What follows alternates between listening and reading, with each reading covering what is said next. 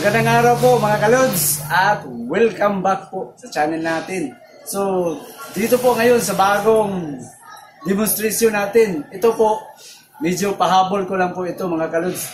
Kasi tamang-tama po na meron pong nagtatanong po dito po sa Samdon inverter na ginagamit natin. Kasi ang plano po sana natin, ito ipakita ko muli.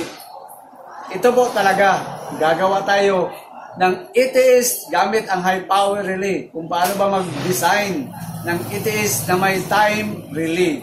Kasi napaka-importante po, lalo na sa mga kaludi natin na sumusunod po sa setup natin. Napaka-importante mga lods. Sa ganito na design, ito special po talaga. Bakit po siya special? O bibigyan ko po kayo ng idea bakit special po ang design natin. Kasi kapag ito po ang ginagamit mo na ETS, o yan, pinaka-common po. Hindi po ako gumagamit na ito ngayon. Kapag ito po ang ginagamit mo, tapos gumamit ka ng load ng 500 sa pataas, tapos inductive load ang ginagamit mo, delikado mga loads, masira ang inverter. Kahit sabihin pa natin na ang power inverter natin ay maraming proteksyon, sabihin pa natin may overload, overheat pa, pero minsan po nakapasok pa rin ang masisira talaga ang power inverter natin. Isa lang ang masabi ko, ang Samdon po, pasok talaga doon. Marami pa akong experiment na ginagawa, pero ang Samdon, lumalaban po. Maraming protection ang Samdon. Ibig sabihin, ang Samdon, hindi po siya madaling masira. Kasi pwede siyang mag-trip kaagad. Ganon ka-sensitive at ganon po kaganda ang isang Samdon na inverter. Pero tamang-tama po, kaya hinahabol po ngayon ang video natin. Kasi meron po siyang tanong dito sa Samdon inverter natin. So ang sabi niya, Buddy Proy, yung Samdon mo, walang binatbat yan. Kasi hindi pala kaya ang mga lumang refrigerator. Hindi niya kayang paandarin yung 1 kilowatt natin na 12 volts na Samdon. Pero ang sagot ko doon, kasi nag-comment siya kanina, so kinomment ko na rin sa kanya. Sabi ko sa kanya na, Lods, kaya natin paandarin kahit dalawa pang lumang refrigerator, kaya dyan sa Samdon. Pero merong sikreto. So yun po. So ang sikreto, gagawin at sasabihin natin kung ano ang sikreto. So ang sikreto po, isa na doon, yung ipinapakita ko sa inyo na itong ETS natin na design. Kasi ito po, by time relay o time delay po ang control. Pero itong pinakita ko sa inyo na isa, na ganitong ETS, wala po itong time relay o time delay. Kapag naglubat po ang isang solar, bigla siyang tatapong doon sa Dio sa Meralco. Delikado yun kasi mataas po ang inductive load. 2 to 3 times po ang current at saka surge power po sa isang appliances na may motor. Kaya kung ito ang gagamitin mo, mabuti lang siguro kung resistive load ang ginamit mo. Kasi hindi naman tumataas ang mga resistive load sa starting current.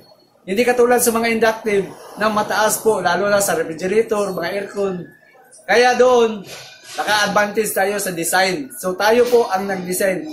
Kung makikita nyo sa likod, yun po talaga ang design na ginawa ko. So, kaya marami pong nag-comment doon sa baba na sana Buddy Proy, gumawa po kayo ng paano yan in-install para makita namin at masunda namin kung gaano ba kaganda yung ginagamit natin. So ngayon mga lods, ang gagawin natin, susubukan natin. Kasi ang sabi niya, hindi kaya. So, uunahin natin mga lods yung hindi kaya. So, kukunin ko muna yung camera at ipalapit natin dito mga lods para makita. So, mga lods, ito po yung ETS natin na design na may time relay. Tapos, yun naman po ang power inverter natin na saka 1 kilowatt 12 volt system gamit natin. Naka 12 volts po ang Samdon natin. So sasabihin ko muna po sa inyo ang function talaga natin dito sa ETS na design natin. Ito ang makikita dito na 13.8, ibig sabihin naka-float voltage po tayo kasi naka-shut off po ang mga ginagamit natin. So tapos ang load na ginagamit lang natin sa watts sa solar ngayon is 33.5 watts. Makikita ba dito mga loads? So yung 33, pinapaikot ko yung ceiling fan kasi napakainit po mga loads. So yun ang gamit, dalawa. 33.7 watts. Dalawang ceiling fan ginamit natin dito sa ceiling taas. So ito po, kapag nag-low voltage po ito sa 12 volts, pababa, automatic mga loads, na ang itis, papalo sa Dio. So ipakita ko sa inyo na ito ang Dio, ito ang solar. So ang solar po dito, galing yan sa power inverter, sa output. Yung output sa Samdon natin, ito po, ang nakalagay solar. O nilagyan natin ng breaker. Galing yan sa output sa 220 sa Samdon. Itong Dio natin, siyempre galing yan sa distribution utility grid natin yan, mga lods, sa panel. Kumukuha tayo ng 220 para mayroon tayong backup dito. So kapag naglubas po ang battery natin dyan na 12 volts, lilipat kaagad ito sa Dio. Tapos, dito sa Samdon natin, kontrolado yan sa design natin dito mga lods. Kapag nag-trip po ang Samdon inverter natin o nag-overheat o ma-shut off dyan, automatic mga lods, napapalo siya sa Dio. So, binigyan ko kayo ng alaala kasi kapag sinubukan natin yung rep ngayon, makikita nyo na automatic yan mag-transfer. So, ito. So, ang gagawin rin natin dito ngayon, naka-on ang solar at saka ang Dio. So, example, pakita ko muna yung example natin. Kapag i-off ko itong solar, itong 33.9 watts na makikita nyo dyan, mawawala kasi i-off natin. Pero ito, transfer sa Dio, ang 33.7 watts. So para makita, i-off natin. So mga lods, kung makikita nyo, 0 na. Yan, makita, 0. Kasi nga, nag-off tayo sa solar. Yung 33 na nakita natin dito, papalo yun sa Dio. Pero nag-activate pa rin yun kasi naka-Dio yun. Nagagamit yun sa Dio. So ibalik natin. So automatic lang siyang magta-transfer mga lods. So 33.4 gamit natin. Ito ngayon, may time relay tayo. Paabutin ito natin ng 30 seconds bago niya i-reconnect sa solar. Yun po ang design natin.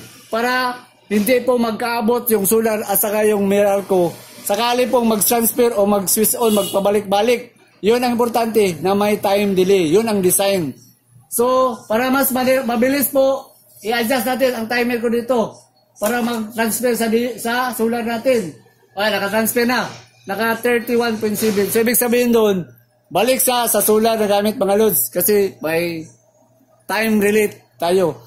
So, ang gagawin natin, pakita ko sa inyo mga lods. Kukunin ko itong camera at papasok ko tayo sa bahay. Isasaksak natin yung rep para makita natin kung anong mangyari. Kung kaya ba sa Samdon na i-direct natin itapping. So gagawin ko, kukunin ko itong camera. Yan. So puntahan natin sa loob. Mga lods, so pasok tayo dito sa loob ng aming bahay. So yan. Pakita ko muna sa inyo na ito ang luma namin na GE. Yan, luma pong GE. Tapos, ang rep, ganyan po mga lods. So, naka-off po siya. So, ngayon, ang gagawin ko, isasaksak ko siya sa, kasi nagmawa po ako ito ng extension para sa solar. So, isaksak ko po siya dito. Yan, nasaksak. Pero kahit nasaksak yan, naka-off pa rin ang refrigerator kasi naka-off po ito doon sa solar system natin. So, puntahan natin muli. So, ito, para makita po na hindi tayo nakakating sa video. So, balik tayo dito mga lods. So, balik ko. Yan.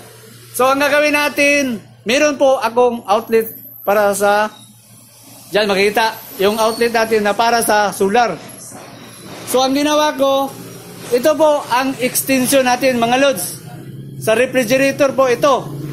Kapag isaksak ko po ito, tingnan natin kung anong mangyari dito sa system natin. So, ang makakalagay, wala pa. Tapos, ang load natin, 32 watts lang. So, isaksak natin.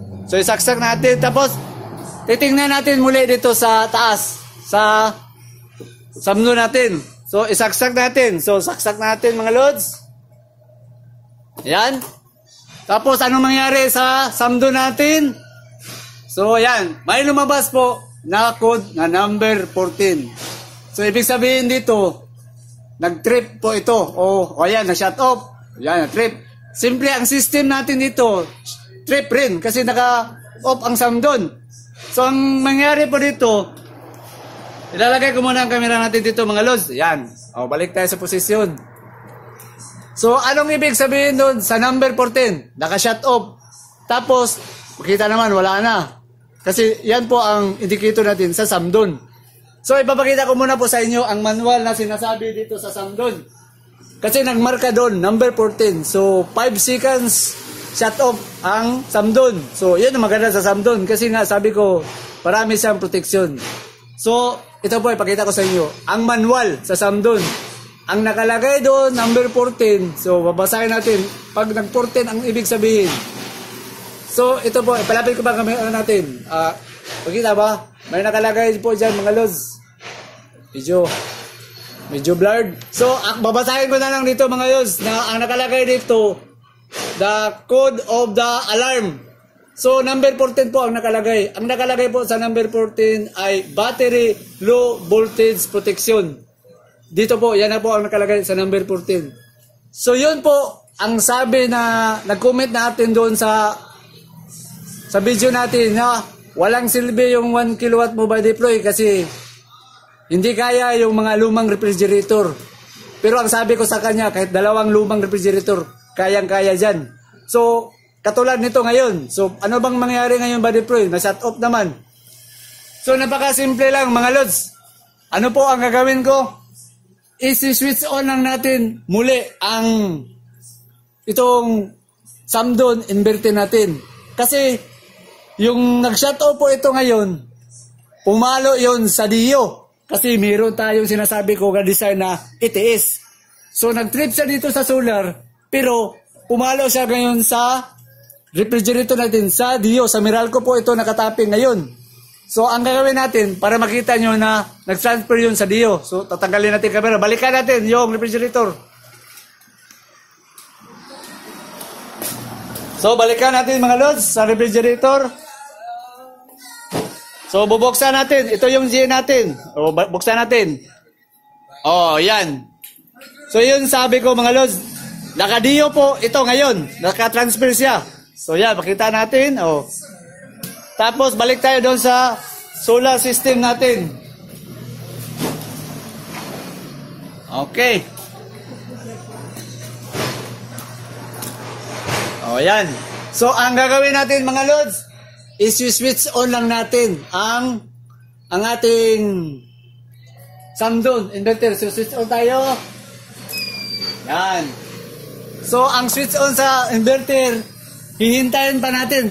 Papasok yan dito pag may supply. Ayan, pumasok na, may supply na. O, ayan. So, dahil ang design natin sa ETS ay mayroon tayong time delay na 30 seconds po ang setting ko dito. O, 1 minute, pero ito, 30 seconds po ang setting ko. Hihintay tayo ng 30 seconds para mag-transfer siya dito sa solar natin. So, titingnan natin ngayon sa 30 seconds, lilipat po ang refrigerator sa solar natin. So, malamang nasa mga 200 plus kasi lumang refrigerator. So, ngayon, ito, tignan natin, off, nag-transfer ng mga loads. So, ilan ba ang gamit? Makita ba? Nasa 222 watts po mga loads. Naka-rep, ang rep yan, naka-solar po ang gamit. So, tingnan nyo ang power inverter natin. Oh. So, dyan po ang ibig kong sabihin. Kasi, itong ETS natin na design, milliseconds po ang transfer. Kumbaga, habang umiikot po ang motor sa refrigerator natin at nag-transfer siya dito sa Dio natin, hindi yun mapapansin sa motor na bumaliktad siya doon sa solar natin. Ibig sabihin, naka-forward po ang motor habang naka-transfer kaysa ang motor naka-standby. So yun ang malaking advantage na pwede siyang magamit. Kung galing siya sa Dio, tapos i-transfer mo siya sa solar. So makikita naman, naka 218 ang gamit natin ngayon. Solar po, gamit natin yan. Nag-activate po ang solar.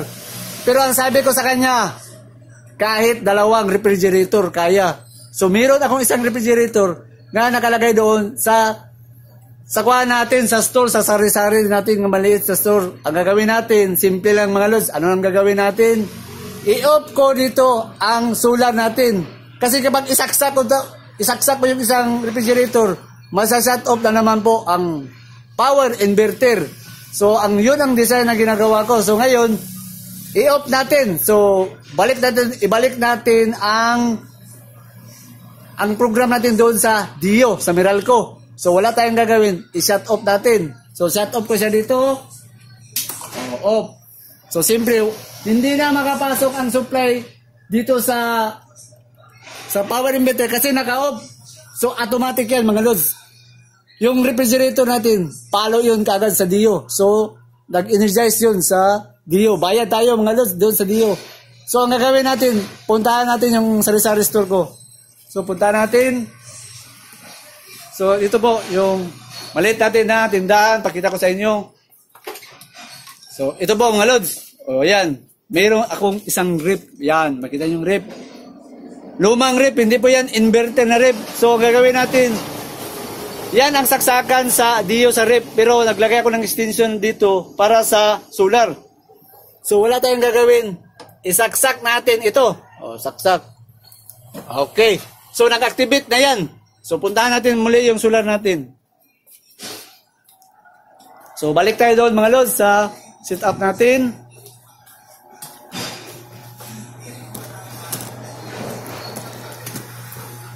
So yan, medyo palapit pa natin. Ayan, kita na yan.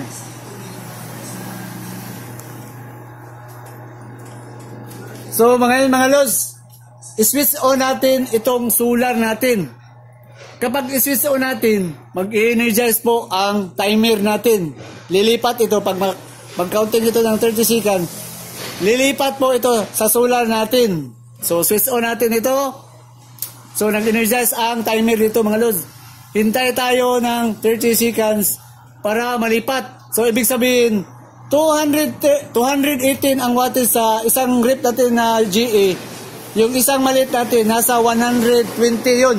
So mag-add yung dalawa, nasa 300 plus po ang wattage na lalabas po ito sa solar natin dito. So hintay pa tayo kasi ang setting natin dito is nasa 30 seconds po ang setting sa timer. So sa next video natin mga lods, i-explain natin itong design natin.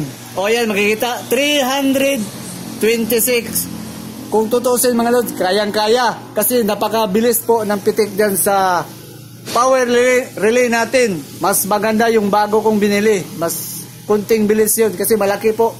Malaki yung spring dito. Kaya yung plano ko, mas kunting bilisan pa natin. So ayan po, makikita ba? Naka 329 po ang gamit natin sa solar. Dalawang rep. So yan po mga lods, kung nung nag-comment doon sa channel natin. So yan po, pinakita ko sa inyo. O yan, makita sa taas. Gumagana po ang samdo natin, kayang-kaya. Kapag ganito po ang design sa ETS. Tapos tingnan mo, 331. Tapos ang battery natin, kayang-kaya, 13.3 mga lods. Kayang-kaya yan, ha? Buntik pa tayong mag-voltage, ganyan dyan. Tapos ang karga natin, 10 ampere sa 400 watts na solar panel. Dito sa kabila, adjust natin. O, adjust. Dito sa kabila, nasa 20 ampere. Medyo makulimlim po ang panahon ngayon dito mga lods. So, nasa 20 ampere. Ito nasa 10 ampere. Tapos may backup pa tayong isa dito mga lods. So, bali tatlo po ang charge controller na gamit natin. So, ayan po, makikita naman. Naka 333 na po ang gamit.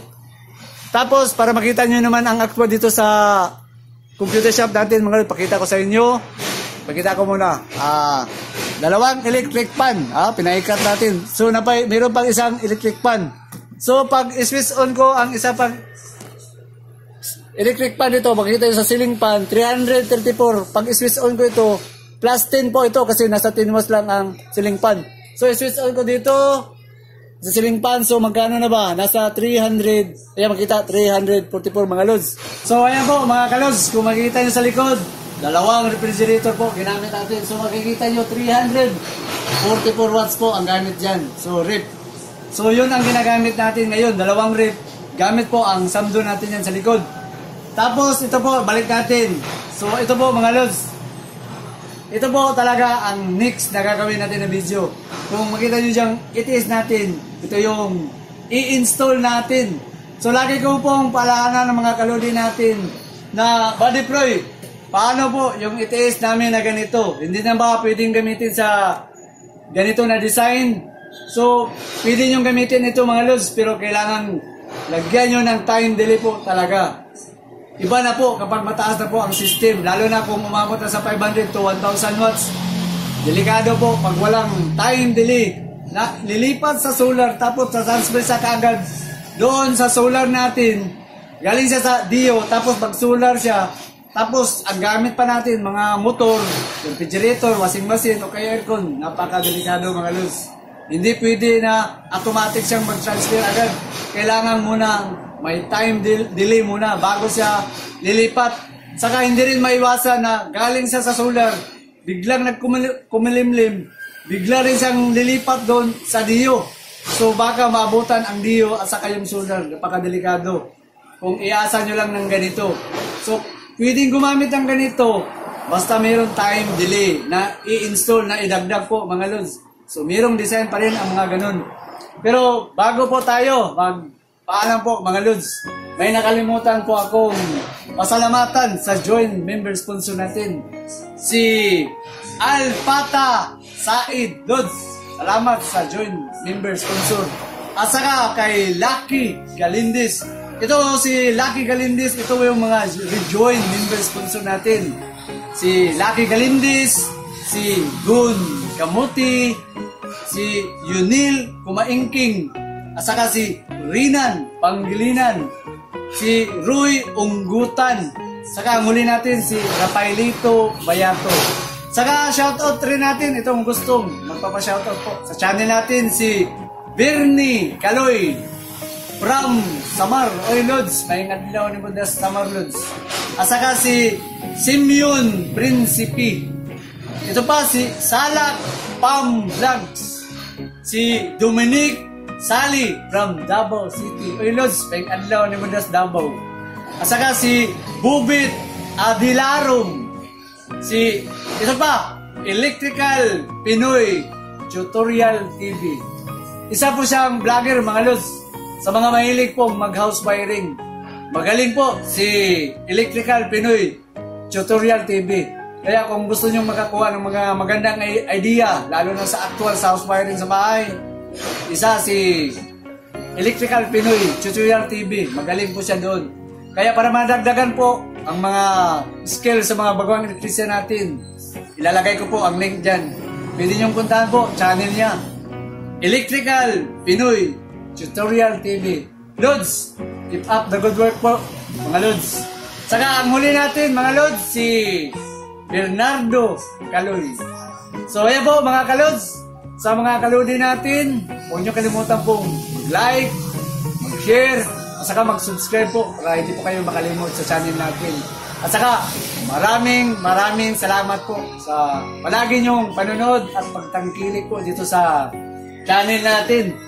At saka see you po sa part 2 na naman. Itong It Is New Design natin.